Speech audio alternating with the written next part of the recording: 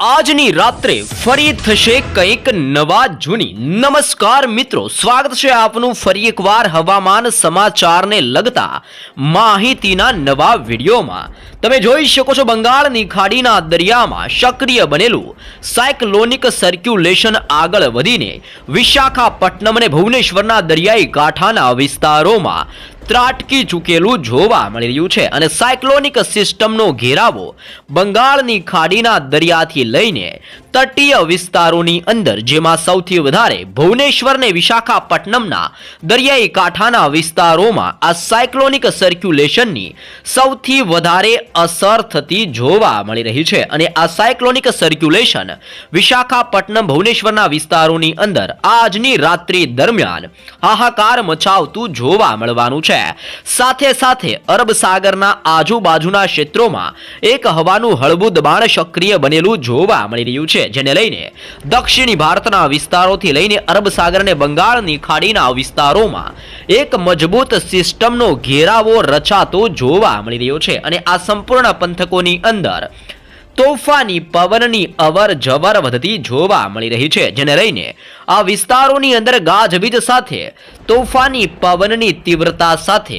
રીતસરનું આભ ફાટવાને લઈને high alert જાહેર કરવામાં આવી રહ્યું છે.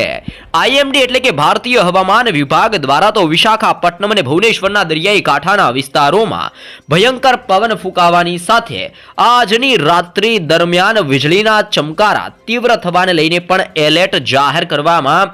આવી રહ્યું છે. તમે પણ લાઈવ સેટેલાઇટ વ્યૂની મદદથી જોઈ શકો છો કે અત્યારે બંગાળની ખાડીના દરિયાથી લઈને અરબ સાગરના તટીય વિસ્તારો સુધી મજબૂત સિસ્ટમનો ઘેરાવો રચાતો જોવા મળી રહ્યો છે. અને આ વિસ્તારોમાં સિસ્ટમનું પરિભ્રમણ તીવ્ર બનતું જોવા મળી રહ્યું છે, જેના કારણે દક્ષિણી ભારતના વિસ્તારથી બંગાળની ખાડીને ગુજરાતના વિસ્તારો સુધી વાદળોના ઘેરાવા સક્રિય બનતા જોવા મળી રહ્યા છે. અને ગુજરાત ઉપર પણ વાદળોની અવર જવર વધતી જોવા મળી રહી છે. આમ ગુજરાત રાજ્યની અંદર પણ બંગાળની ખાડીના દરિયામાં સક્રિય બનેલી નવી સાયક્લોનિક સિસ્ટમની અસરોના ભાગરૂપે ગુજરાતની અંદર પણ મોટા પલટાવ સાથે આજની રાત્રિથી કંઈક નવા જૂની થવાના મોટા એંધાણ ગુજરાત માટે દર્શાવવામાં આવી રહ્યા છે. સાયક્લોનિક સિસ્ટમ અને વાવાઝોડાની અસરો અનેક વિસ્તારોમાં જોવા મળી શકે છે. તમે જોઈ શકો છો અત્યારે બંગાળની ખાડીના દરિયાને અરબ સાગરના વિસ્તારોમાંથી સિસ્ટમો આગળ વધીને ભારત દેશ તરફ ગતિઓ કરતી જોવા મળી રહી છે. સાથે જ ગુજરાત ઉપરથી પણ 3 સ્ટ્રફ લાઇન અત્યારે પસાર થઈ રહેલી જોવા મળી રહી છે. અને આ સ્ટ્રફ લાઇન ગુજરાત ઉપરથી આગળ વધીને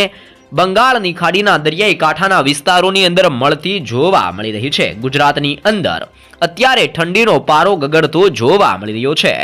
ભયંકર ઠંડીની સાથે ગુજરાત ઉપર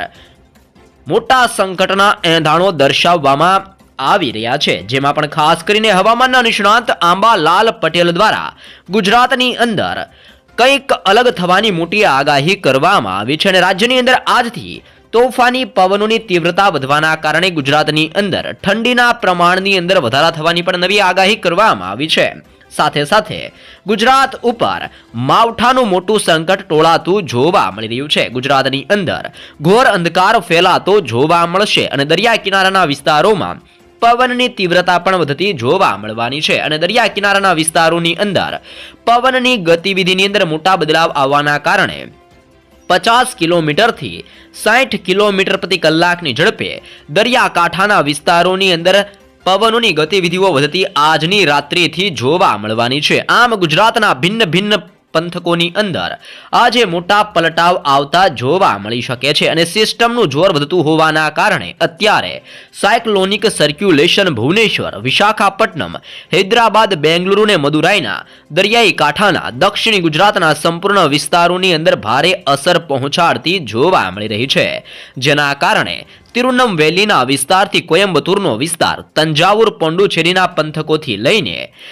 કેરળના વિસ્તારોથી લઈને તામિલનાડુના વિસ્તારો, બેંગલુરુના વિસ્તારોથી ચેન્નઈ, નાલ્લોરના વિસ્તારોથી લઈને મંગળુરુના વિસ્તારોની અંદર, આમ બંગાળની ખાડીના તટીય વિસ્તારોથી લઈને અરબ સાગરના સંપૂર્ણ તટીય વિસ્તારોમાં પવનની તીવ્રતા વધતી જોવા મળી રહી છે અને ઠંડીના પ્રમાણની અંદર પણ દરિયાકાંઠાના વિસ્તારોમાં ભારે વધારો થતો જોવા મળી રહ્યો છે, જેની અસર હવે ધીમી ગતિએ ગુજરાત પર વધતી જોવા મળવાની છે. ગુજરાતની અંદર સૌરાષ્ટ્રના દરિયાઈ કિનારાના વિસ્તારો, કચ્છનો વિસ્તાર અને દક્ષિણ ગુજરાતના વિસ્તારોની અંદર પણ ઠંડા વાયરા ફૂંકાવાની શરૂઆત જોવા મળી રહી છે, જેને લઈને ગુજરાતના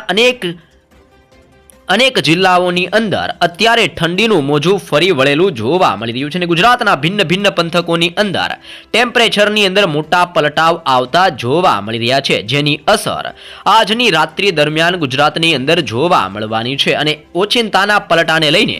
ગુજરાતની અંદર ફરીથી માવઠાનો નવો રાઉન્ડ શરૂ થતો હોય તેવી પણ ગુજરાત માટે આગાહી દર્શાવવામાં આવી રહી છે, જેના પગલે કચ્છની અંદર અત્યારે વાતાવરણ પલટાયેલું જોવા મળી રહ્યું છે, જેમાં રાપર, ગાંધીધામ, બારડોલી, ખાવડ, માંડવી, નળિયા અને લખપતના વિસ્તારોમાં મોટા પલટાવ આવવાની શરૂઆત જોવા મળી રહી છે અને પાકિસ્તાનની સાથે ઉત્તર ભારતના વિસ્તારોમાંથી ફૂંકાતા ભેજયુક્ત પવનનો મારો કચ્છના વિસ્તારોની અંદર અને ઉત્તર ગુજરાતના જિલ્લાઓની અંદર પણ ભારે અસર પહોંચાડતો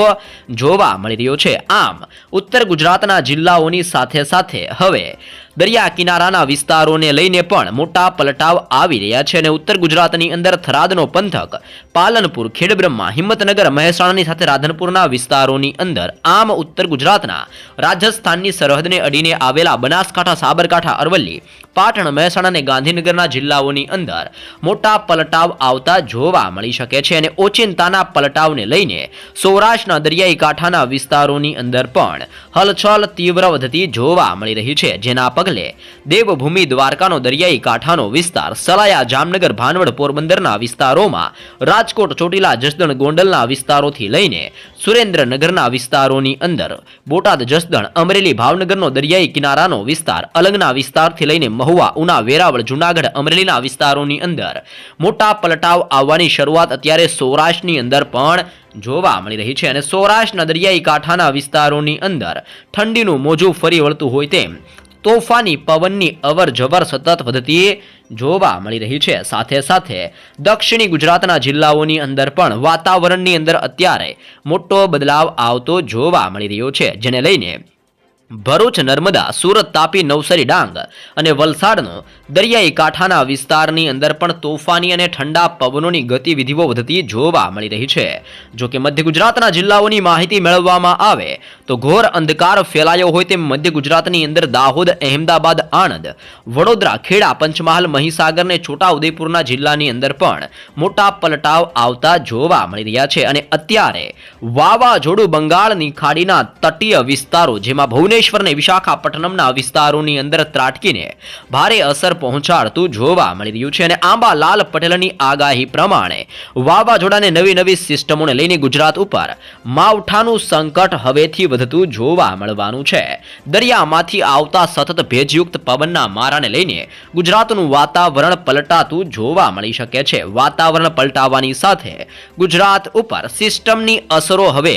વધતી હોવાના કારણે ભિન્ન ક્ષેત્રોની અંદર મોટા પલટાવ આવવાની સાથે દેશના અનેક ભાગોની અંદર પણ હવે માવઠાનું જોર આજથી વધતું જોવા મળવાનું છે અને ગુજરાતના વાતાવરણની અંદર પણ મોટા પલટાવ આવવાની સાથે ઠંડા પવનો,